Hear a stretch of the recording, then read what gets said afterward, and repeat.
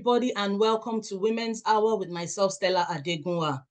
Today we're going to be looking at, something that is so important that we all need to pay good attention to, just to make sure, one, that we're in the right place, two, that we're doing the right thing, three, that we're doing the right thing with the people that are around us as well. So today we're going to be looking at emotional intelligence. And I'm just going to start off by telling us what emotional intelligence means. And in simple terms, it's just your ability to understand, to use, and to manage your emotions in positive ways. The ability to understand, to use, and manage your own emotions in positive ways. Now, we're talking about emotional intelligence. What is it going to help us do? It's going to help us relieve stress. It's going to help us communicate effectively. It's going to help us empathize with others. It's going to help us overcome challenges. It's going to help us to diffuse conflict. So you can see that the benefits of emotional intelligence, whether in the home, whether in the workplace, or wherever you find yourself, you can see that it is very important. Remember, emotional intelligence is the ability for us to use, to understand, and to manage our emotions positively. Okay, very, very important. So as we carry on this with this emotional intelligence, I'm going to be looking at, different components, different key elements that surrounds emotional intelligence. The first one is going to be self-awareness, okay? And then the second, it's going to be self-regulation. Then we've got social skills, we've got motivation, and then we've got empathy. So I'm going to start off with self-awareness, okay? As the name implies, self-awareness. So it's you being aware of yourself. This now is the ability of you to identify and understand your own feelings, the ability to understand and identify your own feelings, your thoughts, your behaviors, your strength, your weaknesses, the ability for you to be able to identify and understand all this. Now, it looks like it is a lot, but this is just who we are. Now, as a result of you being able to understand and identify your own, your own self, what that begins to do is it begins to help you to become a better person, becoming a better version of yourself, so that you live and lead a purposeful life. Now, with this self-awareness, you might be asking questions like, why am I feeling this way? Remember, we're talking about self-awareness under emotional intelligence. Why am I feeling this way? Why am I thinking this way? Why am I doing things that I am doing? Why am I doing it this way? So remember, it is all about you because it is self-awareness. It's not a group awareness. Now, from your self-awareness, you can also discover what makes you happy and what makes you unhappy. I know we were looking at, happiness in the last session, but just building on that and looking at ourselves, in this self-awareness, you're able to pinpoint why you're feeling in a particular way and also give reasons for that feeling. So when you think about it, you begin to ask yourself, why am I feeling this way? If it is a negative feeling, how do I counter it? How do I change it to a positive feeling? Now you begin to also recognize the effect that you begin to, recognize the effect that it has on you and on those around you. So you can see here that emotional intelligence is so important. Emotional intelligence is so important. Think about it. How are you feeling? And the way you're feeling, how is it affecting others that surround you? So we've just looked at self-awareness. How am I feeling? Why am I feeling this way? And why am I doing what I'm doing? So we then move on to, self-regulation. Again, as the name implies, regulating yourself. So self-regulation has to do with, your ability to regulate your own emotions in a variety of environments. So not just when you're faced with a difficult situation, but also when the situation is beautiful. Some people just don't know how to react. How are you acting in your variety of environments? Now, once you've mastered, your self-awareness, you've mastered all that, then you begin to manage those emotions. You begin to manage especially those negative emotions, effectively. You begin to think to yourself, I can do this better. I don't have to get angry at this matter. I can do it in another way. It also affects how you treat others. Do you treat people with respect? Do you try to stay in control? Or do you just have one outburst after the other? No. When you regulate yourself, you don't need, we talk about children throwing tantrums. Adults also throw tantrums. We can control that, by us regulating ourselves. It's important for us to stay true to our own values. And we hold ourselves responsible. I hold myself personally accountable for any mistakes that I make. Can you hold yourself accountable? It's also part of you regulating yourself. Can you take responsibilities for your own actions? Or do you want to shift it onto somebody else? No. Part of self-regulation is you taking responsibility. If you messed it up, own up to it. I messed up and I'm going to rectify the problem by the grace of God. So don't shy away from it. Now, I'll just say this, that if you do not take responsibility for your actions, you cannot effect the change that is necessary. I'll say that again. If you do not take responsibility for your actions, you cannot effect the change that is necessary. So own up to it. What can you learn from that mistake? What can you learn from that challenge? What can you learn from whatever it is that you think, maybe I could have done that better? Don't sit there. Don't brood over it. Don't begin to moan. Don't begin to whinge. Oh, no, how rubbish I am. Don't begin to talk yourself down, but rather pick yourself up. What can I learn from this situation? And as you rise from that situation, you begin to find ways that you can do and deal with the situation better. Self-regulation.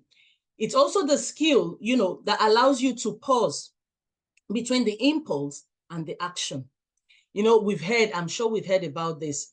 If someone says something or someone has made you angry, sometimes we're told, just bite your tongue or bite your teeth or, just, do something like that. But I want to put a twist to it. Okay. So I'm not going to tell you to bite your tongue for 5 seconds. I'm not going to tell you to, just, clench your fist or do anything like that. I'm going to tell you to say the Lord's Prayer. And I'm telling you, before you even get to forgive us our trespasses as we forgive those who trespass against us, I'm telling you, the situation would have calmed down. So next time you're faced with a situation and you think, and you want to let out, and you want to have that outburst as you normally would, just think about it and say the Lord's Prayer. Okay? You don't need to clench your fist. You don't need to punch the wall. You don't need to grit your teeth. No, you don't need to do all that. Instead, just say the Lord's Prayer. So in you saying that, you're basically asking God for help. All right? So we've looked at self-awareness. We've looked at self-regulation. Now let's look at social skills. Remember, we're still under, this big umbrella of emotional intelligence, knowing how to understand, knowing how to use, just understanding our own emotions. So let's look at social skills. Now, social skills is simply, as the name implies again, the ability to create and maintain healthy relationships. Now, I've said it as a two-part, ability to create and ability to maintain. Now, some people are very good at creating relationships, but these relationships are not sustained. Why? Because yes, they are good at creating it, but after that, they just leave it to die a natural death. No. Part of being emotionally intelligent is to have the social skills to create and to maintain, healthy relationships. Now, I've said healthy relationships as a broad term because your relationships don't just stay at home. They take you out. These are the things that help you in the marketplace, the things that help you in the office, the things that help you if you're a student, the things that help you in your studies. You have to have social skills, okay? So remember, it's being able to create and to maintain healthy relationships. Are you able to create bonds with others? Are you able to create bonds with others? And how do you preserve these bonds? As I'm going through this session today, I just want you to x-ray yourself, okay? X-ray yourself. Am I, do I have self-awareness? Do I have self-regulations? Do I have social skills? Am I able to create bonds with others? Am I able to preserve these bonds? Or do I just make friends, dump them, and then move on to another one, in another area, create friends, dump them? Now, people that, usually have social skills, we tend to call them, oh, that person is a people's person. Why? Because they can just get on with people. They're very proficient at dealing with others. They don't think about it, to think, oh, how am I going to go into that, new environment? How am I going to, go and form a friendship group? No, it just comes to them.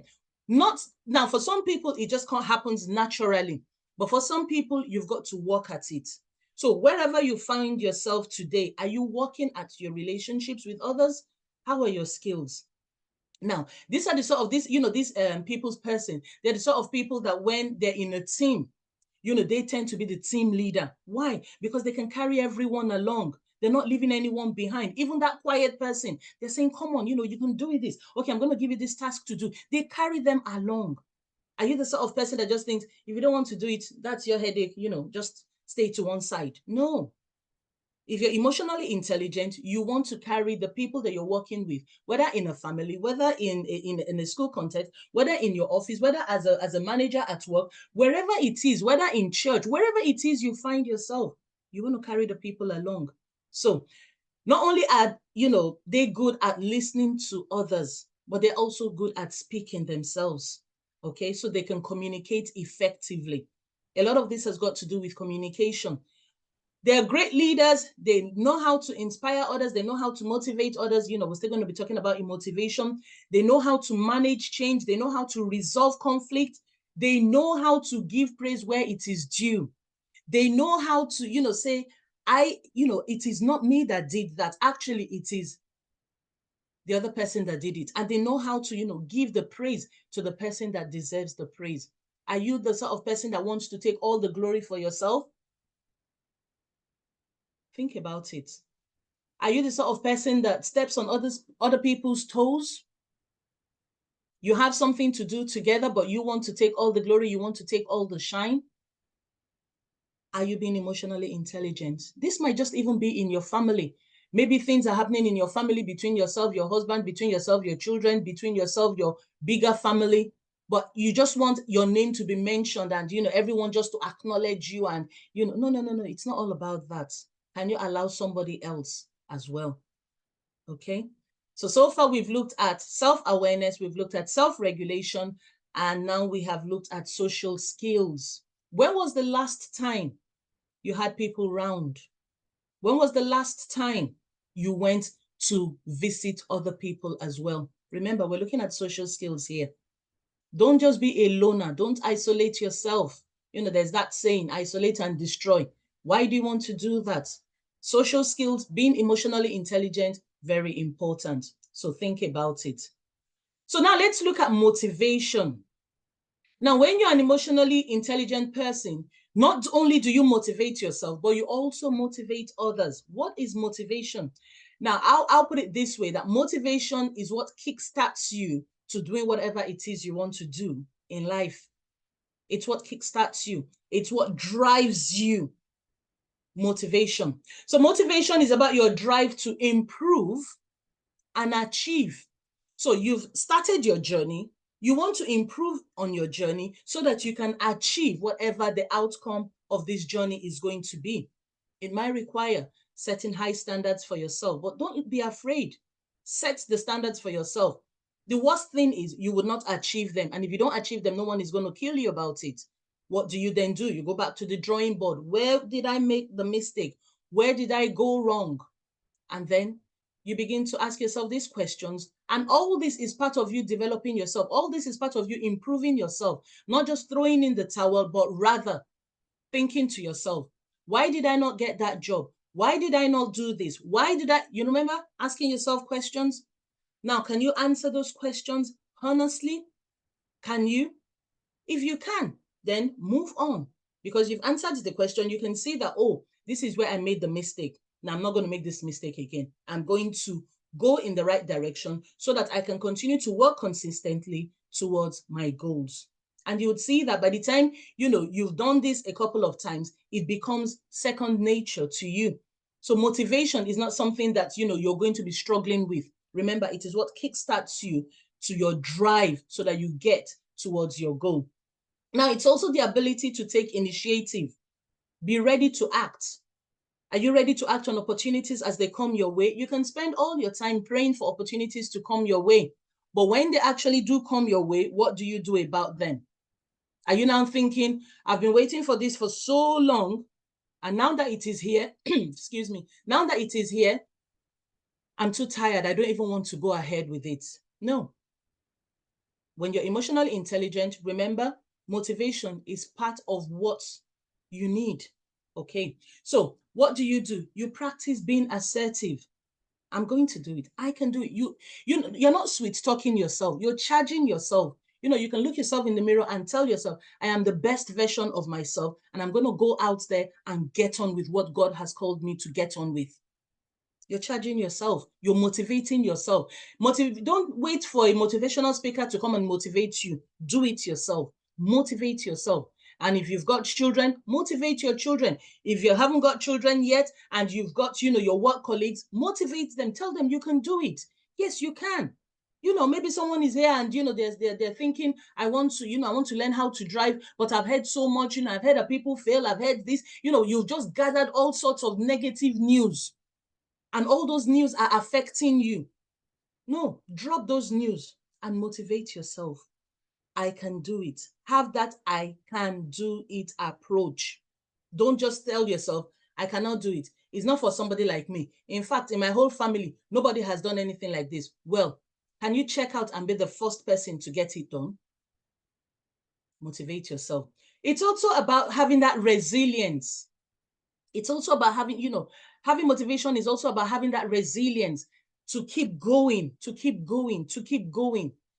Regardless of what the obstacles, regardless of what the hindrances might be, I'm still, I'm going ahead. I'm forging ahead. I am going ahead. Nothing is going to stop me because I am motivated. Okay? Once you have done it for yourself, it becomes easier for you to do it for others and with others. Can you also find a positive in any situation? Maybe the situation is not looking very positive. Can you find a positive in it?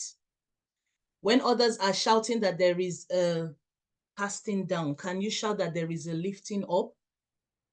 Now, somebody that sees a glass that is half empty and somebody that sees a glass that is half full, there is just, if it's a 500 ml bottle, and there's only 250. If you want to see it as half empty and I want to see it as half full, can you see, where our differences are coming in? But we don't want that to be. We want it to be that you see it as, okay, even if it is looking half empty to you, well, it's half empty today, but I am sure that by the time I work on it, I can fill it to the brim. You've turned that situation around. So a lot of these things will come naturally to some people. Like I said at the beginning, for some people, it might look like they are struggling, but you don't have to struggle. Just let yourself into it and just get on with it. So again, we've looked at self-awareness, we've looked at self-regulation, we've looked at motivation. Okay, we've looked at motivation and we've looked at social skills. So let's move on. Let's move on. We've got one more to do, and this one is empathy. Now, if you think about emotional intelligence, we've said it's the ability to use, to understand, to identify our own emotions. To be emotionally intelligent, you need to have empathy. You need to have empathy.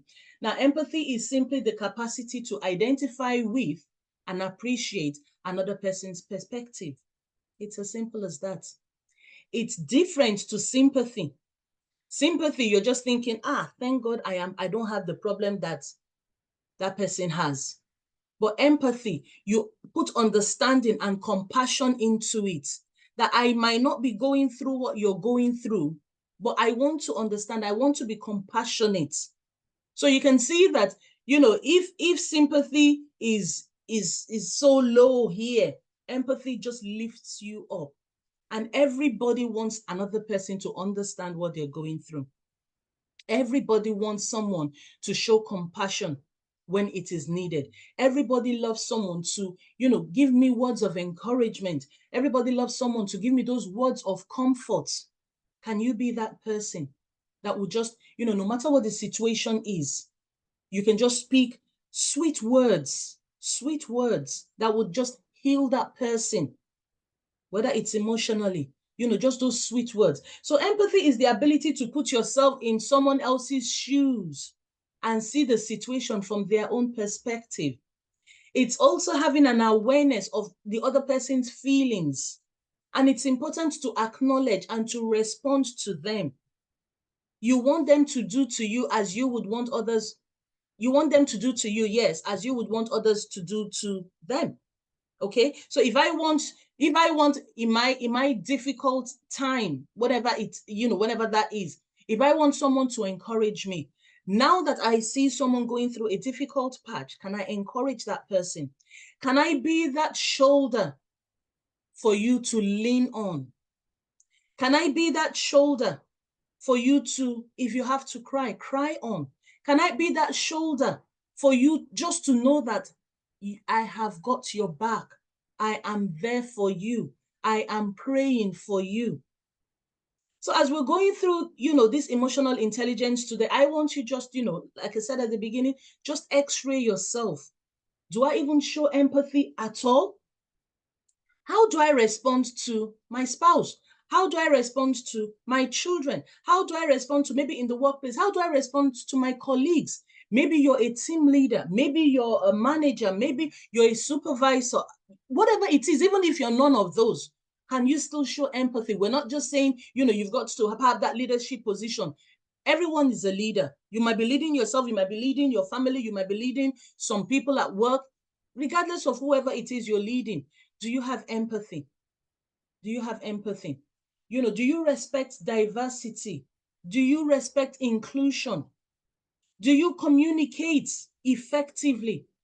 Do you pay close attention to what you and to what others say? Or do you just speak anyhow?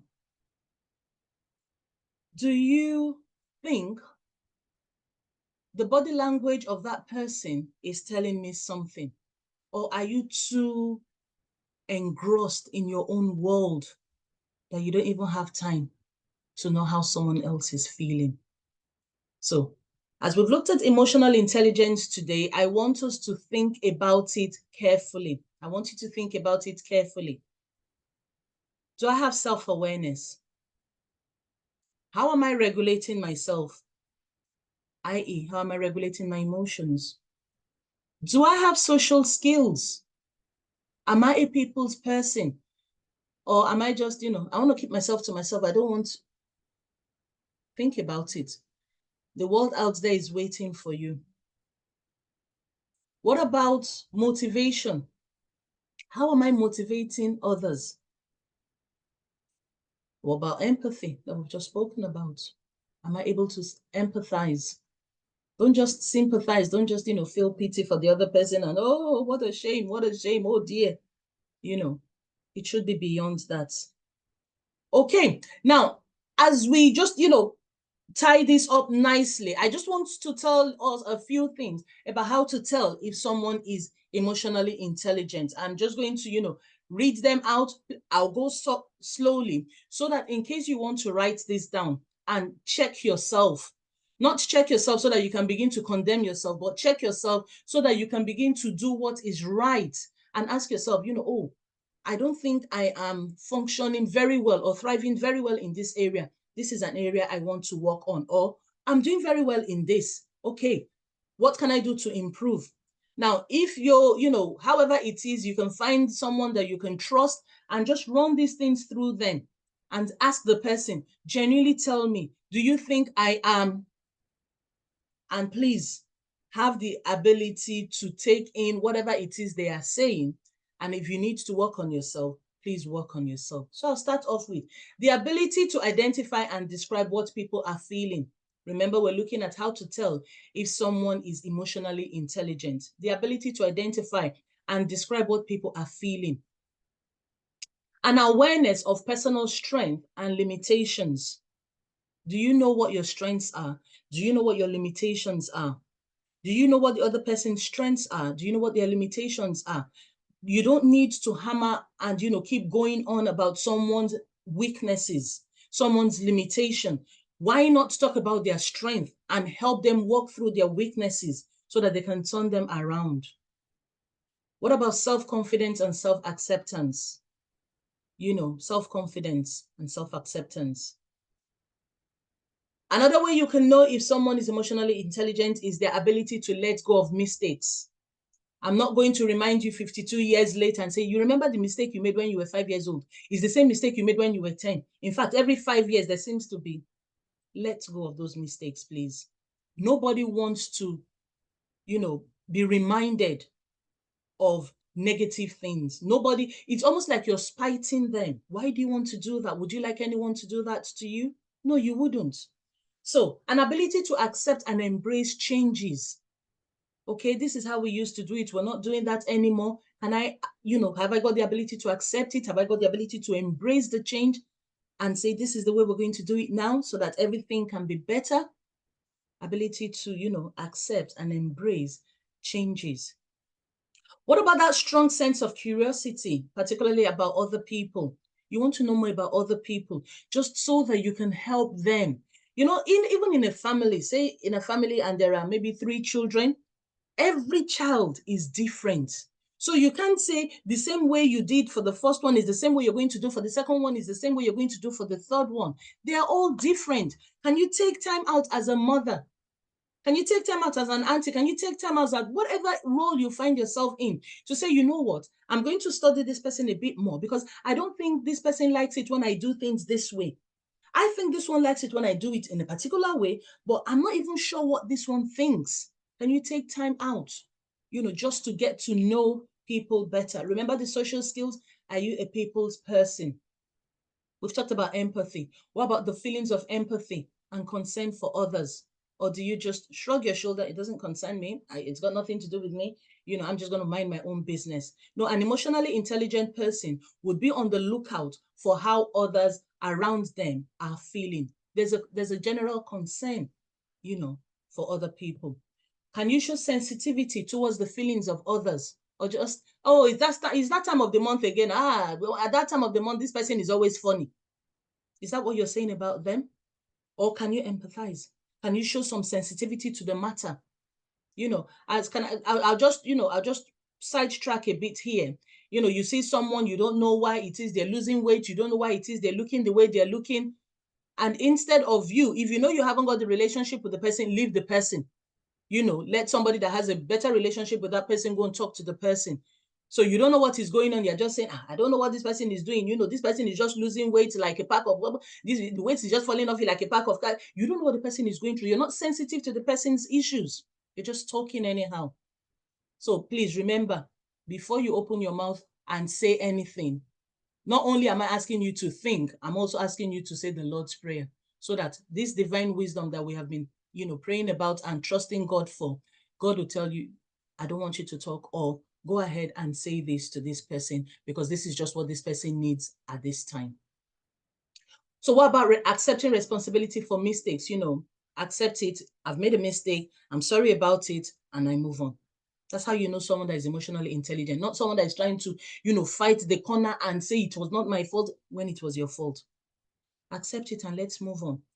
What about the ability to manage emotions in difficult situations? We said that when we're talking about self-regulation, ability to manage emotions in difficult situations. From time to time, we're all faced with difficult situations. How do we manage our emotions?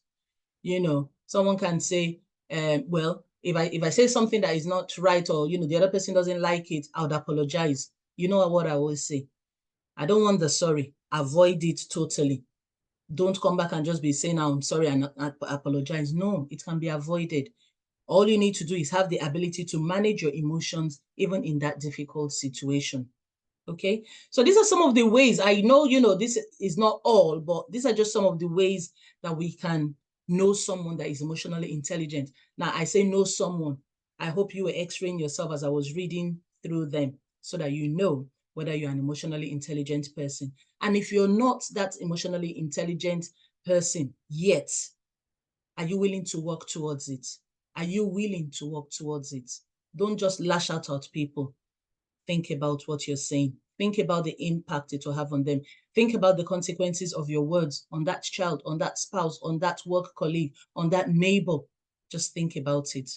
And I'll finish with these scriptures here. I'll read the first one. It's from Proverbs chapter 15, verse 1. It says, a soft answer turns away wrath, but a harsh word stirs up anger. A soft answer, remember, just underneath your breath, saying the Lord's Prayer, it would, that's a soft answer. It would turn away any form of anger or any difficult situation that you found yourself in and there's about to be an outburst. No, a soft answer turns away wrath, but a harsh word stirs up anger. Something that is not supposed to, even go beyond level 1 has escalated to level 15. Why? Because a harsh word was spoken. It stirs up anger. So Proverbs 15 verse 1, if you're writing that down. Another one is Proverbs 4 verse 23. It says, a man has joy by the answer of his mouth. A man or a woman has joy by the answer of his or her mouth. And a word spoken in due season, how good it is. A word spoken in due season, how good it is. Another part of the scripture says, it's like cold water to a thirsty soul. It's like good news from afar. A man has joy by the answer of his mouth, and a word spoken in due season, how good it is. I'll read the last one, and this is not our portion in Jesus' name. Proverbs 18 verse 2. A fool has no delight in understanding. Remember when we're talking about empathy? You need to have compassion. You need to have understanding. So that's why I said this is not our portion, because we know the right thing to do. A fool has no delight in understanding, Proverbs 18 verse 2, but in expressing his own heart. I don't care what anybody's going through. I'm just going to say the way I feel. I'm just going to give them a piece of my mind and blah, blah, blah, blah, blah, blah. Is it necessary? A fool has no delight in understanding, but in expressing his own heart. So, maybe after now, just go and read those scriptures. Read it in whatever translation you're comfortable with. And let the Holy Spirit, beyond what I've said, let the Holy Spirit speak to your heart. And as you carry on the journey of life, pray that, Lord, I am an emotionally intelligent person. I want to be better at it. Or maybe the prayer is, Lord, I'm not even an emotionally intelligent person at all. This is why I have problem with my husband. This is why I have problem with my children. This is why I have problem with my in-laws. This is why I have problem with my neighbors. This is why I have problem at work. This is why. Now I know why. So God help me. Maybe that's who you are today. I don't know. But I've got good news for you, that God is willing. He's able to help you become that better version of yourself for his own glory. Okay? So go through it again, listen to it again. Remember, self-awareness, self-regulation, social skills, motivation, and empathy. And I pray that all these steps would fit in nicely in whatever situation, in whatever relationship you find yourself, in Jesus' name. Amen.